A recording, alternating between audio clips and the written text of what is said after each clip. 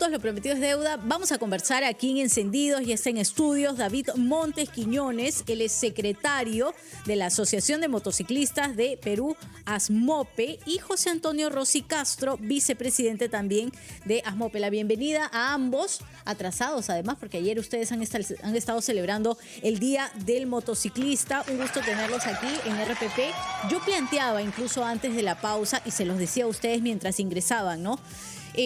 Las responsabilidades en las pistas, en general en las calles, es de todos. Los peatones, los motociclistas, los conductores, quienes van en bicicleta. Es decir, vamos formando todos un conjunto de convivencia vial en general, de responsabilidad. Así que, David, comienzo contigo. Bienvenido aquí a RPP Encendidos. ¿Cuántos años tienes manejando motocicleta? Y lo primero que quería consultarte es si has visto algún tipo de diferencia o cambio en las vías en general.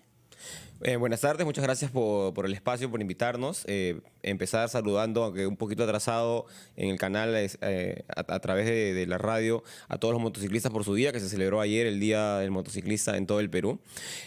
Sí, evidentemente ha habido un cambio significativo en cómo nos movemos en general, ¿no? Hay un ritmo de vida que se ha acelerado. Yo llevo más o menos 15 años moviéndome en motocicleta, pero no me muevo únicamente en motocicleta, me muevo también en bicicleta, me muevo también en auto. Y el ritmo, como te lo comentaba hace un momento, ha aumentado mucho, ¿no? Ahora, por ejemplo, la demanda de delivery es mucho mayor, el parque automotor ha crecido, el parque automotor de motos también ha crecido mucho y el ritmo se está volviendo cada vez más frenético, el transporte público también está cada vez funcionando peor, moverse en Lima se vuelve cada vez más difícil. Y José Antonio Rossi, ¿qué debe saber, digamos, todo motociclista para manejar con seguridad? ¿Qué tal? ¿Cómo están? Buenas tardes, muchas gracias también. Y bueno, igual, ¿no? Un saludo también a todos los hermanos motociclistas que han celebrado el día de ayer. Y bueno, respondiendo a la consulta, primero que nada, alguien que o recién, digamos, va a decidir tomar una motocicleta para su uso, siempre va a tener que buscar la manera de ir ganando experiencia y sobre todo también... por ejemplo, hablo en mi caso particular. Cuando yo empecé a aprender, me guié mucho de videos y consejos de personas que ya venían manejando, ¿no? He tenido mis caídas, creo que, bueno, tenemos un dicho los motociclistas, ¿no? Existen dos clases de motociclistas, ¿no? El que no se ha caído y el que ya se cayó. Así. Pero la caída, la consecuencia va a depender de la velocidad, de la prudencia, de los implementos que uno lleve, ¿no? Un buen casco, en fin. Yo, gracias a Dios, no he tenido consecuencias graves digamos, cuando he tenido situaciones complicadas, justamente porque he tenido la previsión de ir a una velocidad prudente, tratar de no... realizar maniobras, ¿no? Imprudentes, exacto, ¿no? Es más, los accidentes más fuertes que he tenido han sido ocasionados por la otra parte, digamos así, ¿no? En una ocasión por un peatón, otra por un vehículo, pero bueno, son cosas que pueden ocurrir, pero para eso justamente tenemos que ir ganando habilidad, ¿no? En la conducción. Práctica. Exacto, ¿no? Y con los implementos que tú decías de seguridad. Hay uno de los implementos básicos en estos momentos acá en el C de conducción, se lo explicamos para quienes nos están escuchando en radio, que es el casco que ha traído David, que es un casco negro además. ¿Tú crees que hay una real conciencia quizá de las personas más jóvenes que están ingresando o que piensan ingresar a pronto comprarse y tener una moto, de la real importancia y lo que genera usar un casco? ¿Cuál es la diferencia entre llevar y no un casco? No, yo creo que en el Perú existe un gran desconocimiento del uso del casco, desde los motivos por qué usarlo hasta los tipos de cascos que existen. Yo mismo, cuando inicié en el motociclismo, mi primer casco era un casco que no tenía ninguna certificación y lo compré por desconocimiento. O sea, me recomendaron un lugar, fui... quería comprar el casco más barato porque en ese momento no me interesaba, porque no sabía siquiera. Lo único que sabía era que era necesario para no incumplir, con la norma. para Claro, cumplir con el incumplir la reglamento. norma. Y un casco certificado, por ejemplo, ¿cuánto puede costar como mínimo? Ya actualmente incluso podemos encontrar por debajo de los 200 soles un casco certificado y que más o menos tiene un tiempo de vida estimado de 5 años. Entonces no es una inversión difícil de hacer, ¿no? Ya a día de hoy se puede adquirir cascos certificados de muy buena calidad a precios razonables, ¿no? Yo leo acá algunos apuntes en cuanto a notas y la Organización, por ejemplo, Mundial de la Salud dice que usar casco reduce 40% el riesgo de muerte y 70% el riesgo de lesiones graves en la cabeza. ¿Qué otro tipo de elementos, porque además tú lo mencionabas, José Antonio, deberían o se sugiere que deberían llevar los motociclistas, más allá del casco? Correcto. Bueno, obviamente, aparte del casco, que es el principal, los demás elementos son, por ejemplo, ante una caída, lo primero que la primera reacción del motociclista, por lo general, es usar las manos para amortiguar la caída, el golpe. Entonces, si no tienes unos guantes, ¿no?, adecuados, obviamente las manos van a sufrir lesiones al momento de arrastrar, al momento de golpear el pavimento. Eso es uno. Lo otro son las rodilleras, que es también un elemento bastante conveniente, ¿no? Y lo digo yo también por propia experiencia, o sea, nos ayuda a evitar lesiones, ¿no?, en la parte baja de la pierna. Una buena casaca también es un elemento, ¿no?, que nos protege, aparte del clima, también nos puede proteger, ¿no?, en relación a golpes que uno pueda sufrir igualmente en caídas, ¿no? Justo una experiencia mía hace un año, realizando un viaje corto, una mancha de grasa en la pista me provocó que me cayera con una moto. Patinar la moto, como se dice. Patinó la llanta trasera y al momento que volvió a coger la pista seca, me lanzó prácticamente, ¿no? Estaba yendo por la carretera central, terminé pegado a la cuneta. Me ayudaron, felizmente fue cerca de un lugar donde habían personas que me auxiliaron, ¿no? Terminé con golpes y todo, pero por suerte no sufrí ningún daño mayor. O sea, porque tenías los implementos. Tuve un buen casco, tenía una casaca con protecciones, tenía mis rodilleras, tenía perdón, mis botas también, ¿no? Que son ¿Hay unas para botas motociclistas. especiales también? Sí, claro, existen una serie, o sea, todos los implementos para el motociclismo ya han sido diseñados hace muchos años específicamente. O sea, hay rodilleras específicas para motociclismo, hay pantalones específicos para motociclismo, casacas, botas, guantes, incluso otra serie de accesorios que quizás no son muy conocidos, pero hay airbags para motociclistas, hay collarines, por ejemplo, para motociclistas, sobre todo para la práctica del motociclismo como deporte. Pero sí, o sea, hay que entender que lo que uno se ahorra en el costo de la motocicleta versus un auto, hay que tratar de invertirlo en la protección, porque en la motocicleta el chasis es uno. Claro, estás totalmente expuesto. Yo les voy a pedir que nos dejen ir unos momentos a una pausa para luego seguir conversando. Tenemos tiempo, son las 12 del mediodía con 28 minutos. Les recordamos aquí en estudios David Montes Quiñones y José Antonio Rossi Castro. Ambos son de la Asociación de Motociclistas de Perú, ASMOPE. Volvemos luego de la pausa. Está David Montes Quiñones y José Antonio Rossi Castro, ambos de la Asociación de Motociclistas del Perú, ASMOPE. Hay algunas consultas aquí en nuestra transmisión en directo en YouTube, se las hago llegar para que, despejemos un poco de dudas. Por ejemplo, Juan Castro Vargas nos dice que en realidad se debe sensibilizar a los motociclistas, porque en las calles son un dolor de cabeza, ¿no? Él siente que los motociclistas son un dolor de cabeza. Se meten dentro de los vehículos, incluso rayan las puertas, hay mucho desorden, especialmente con los deliveries. Entonces, hay un tema, digamos, de regulación, por lo menos en nuestro país, para la circulación, para el adelanto, para que puedan, creo que el término es filtrarse. A ver, existe en Lima y en el Perú un desorden general.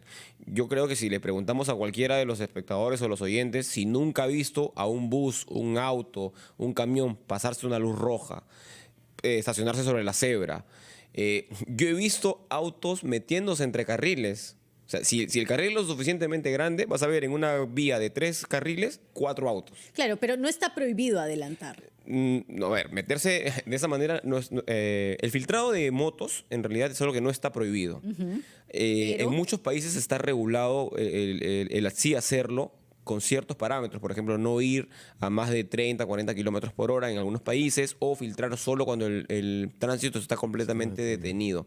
El filtrado no es una práctica incorrecta, lo que es incorrecto es usarlo a altas velocidades, etcétera, ¿no? Pero el desorden en Lima es general, no es generado únicamente por las motos, sino por, en realidad, una falta de fiscalización completa que existe en todo Lima. Puedes pararte en muchos semáforos en rojo y la gente se los pasa y no hay ni un solo policía para multar. Sí. José Antonio, hay algunas imágenes que están circulando de un accidente en Surco. Se los describimos, se los contamos rápidamente a todos quienes nos siguen en radio y televisión. Es un policía que está en su motocicleta, estas de tránsito, las blancas, las que son bastante grandes. En el carril derecho va un tráiler de carga pesada, bastante largo incluso, ¿no? Sí. Y se ve que no es que se pega al camión exactamente, sino que parece que la moto patina y al momento de patinar es que se genera el accidente. Entonces, mi pregunta es, yo no tengo conocimiento respecto a ese tema, es, ¿las motos deberían ir obligatoriamente por el lado derecho? Y si es que es así, en realidad, ¿qué tan expuestos o qué tan a salvo están ustedes los motociclistas? Son varios factores, ¿no? Bueno, hablando ya específicamente en el caso de este accidente lamentable y bueno, nuestras condolencias a la familia de este efectivo, pero ahí ha habido, digamos, una negligencia, digámoslo de este modo, ¿no? Con el tema de por dónde estaba yendo el vehículo, la motocicleta, porque estaba en un carril prácticamente se estaba angostando. Aparentemente es como que de 3 carriles se vuelve 2, ¿no? Y como ha visto que ya para ingresar delante del camión ya no iba a ser posible, ha intentado frenar. Pero al frenar solo parece, con la llanta delantera, está patinado. Se ve en el video que está patina y el patinar obviamente pierde el equilibrio y cae. Y por eso es que el vehículo al parecer lo ha golpeado, en fin. Claro, en este caso es, digamos, porque la vía se va haciendo más angosta, pero en exacto. general, ustedes los motociclistas, a ver, vamos a ponerle Claro. un término sencillo de palabras, lo tienen más sencillo manejar hacia el lado derecho, en el carril del medio quizás sería el más adecuado para ustedes. Claro. En realidad, en el Perú es el único país donde existe la norma de que las motocicletas deben circular por el carril derecho. En ningún otro país se da.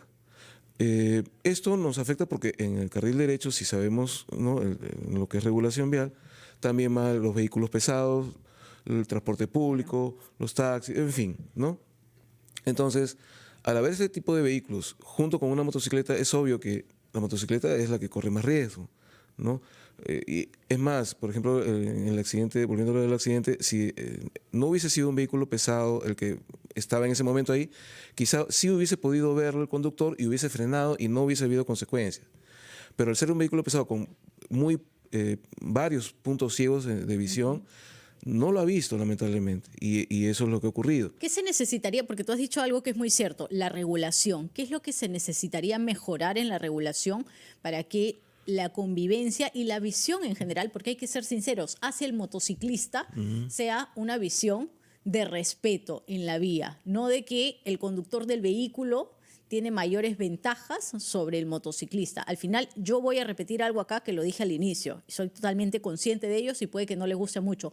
Todos somos responsabilidad desde que estamos como peatones y quizá nos podemos pasar en ámbar un paso de cebra y no esperamos el color que nos corresponde a nosotros. Lo mismo los motociclistas, lo mismo los conductores. Pero ¿qué se debería regular para empezar a hacer un cambio de un inicio? Mira, a ver, para empezar, no se actualiza el Reglamento Nacional de Tránsito hace décadas. Sí, de 2008. Sí, hay un montón de tiempo que no se actualiza el reglamento de tránsito. Y sí, a ver, pretender de que de la noche a la mañana la gente se vuelva responsable es algo que no va a pasar, ¿no? Hay que haber educación. Claro, la educación vial que no digo que no se debe implementar, al contrario, tiene que reforzarse en las escuelas, desde los nidos probablemente, pero eso no vas a obtener frutos en un año.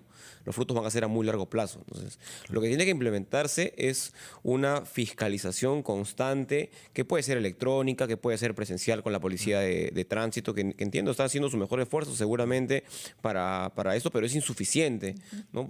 Como te contaba hace un momento fuera de cámaras, el 31 de octubre, que fue el día con el peor tránsito en el Perú, que yo me encontré estando en auto con un tránsito terrible, la mayoría de lugares en los que me encontraba el tráfico atorado era por gente que se pasaba las luces rojas y claro, entonces trancabas un cruce y no había manera de moverte. El problema no es el tipo de vehículo actualmente, sino es, por un lado, la desidia de la gente que maneja cualquier tipo de vehículo y por otro lado, la falta de fiscalización, porque claro, la gente puede tener la intención de pasarse la luz roja, pero si sabe que hay una cámara que lo va a multar o hay un policía que lo va a multar, no lo va a hacer y eso es lo que hace falta. Claro. Justo me acaba de ganar David en el comentario, ¿no? Porque efectivamente, o sea, la policía no va a estar en todos los semáforos, en todas las esquinas, es obvio. Pero en otros países, ¿qué ocurre? O sea, y cuando, por ejemplo, ¿no? Se comenta, el mismo conductor peruano, por ejemplo, que está, ¿no? en la frontera, está en Tacna y pasa a Chile, se convierte en otra persona. Las Maneja multas, se le ataca el bolsillo. correctamente, Sí. no se pasa ninguna luz, cumple el reglamento así al milímetro, ¿no? Pero regresa al Perú y otra vez vuelve a hacer lo que quiere, ¿no? Entonces, no es tanto desconocimiento, sino es falta de sensibilidad, ¿no? O sea, como nadie me ve, como nadie me fracciona, bueno, cometo la... Hubo una multa que pasó Entonces, y no pasó nada. Claro, ¿no? En cambio, si ya ahora hay la modernidad ya, digamos, es tan fácil poner cámaras, ¿no? en los semáforos para que, digamos, al que se está pasando a la luz, inmediatamente tomar la fotografía y mandarle su multa a su casa y si no la paga, su captura al vehículo, ¿no? O sea, eso, por ejemplo, es más, sería un ingreso más para... digamos, las arcas de las autoridades que se requieren ahora tanto y que sirvan incluso para que se puedan arreglar tanta infraestructura que aún nos falta, ¿no? Pero has dado un punto muy cierto y para ir cerrando la entrevista, ¿no?